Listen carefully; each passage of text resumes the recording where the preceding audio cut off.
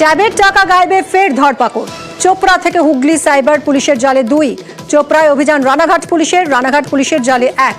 আরো বিস্তারিত জানবো, চঞ্চল আমাদের প্রতিনিধির সঙ্গে কথা বলবো। চঞ্চল, এই যাদেরকে গ্রেফতার করা হয়েছে এদের বিরুদ্ধে ঠিক কি অভিযোগ, এরা কিভাবে যুক্ত এর সঙ্গে?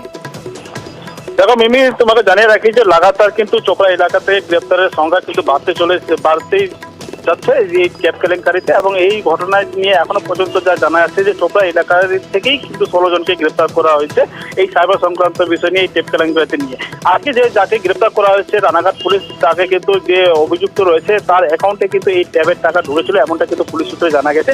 এবং সেই সূত্র মারফত এই চোপড়া থানা এলাকা থেকে অভিযুক্তকে গ্রেপ্তার করে রানাঘাট থানা পুলিশ, এবং পাশাপাশি হুগলি সাইবার থানা পুলিশ কিন্তু আরো 2 অভিযুক্তকে গ্রেপ্তার করেছে এই সাইবার যে টেপ জালিয়াতি রয়েছে সেই টেপ জালিয়াতি ঘটনায়।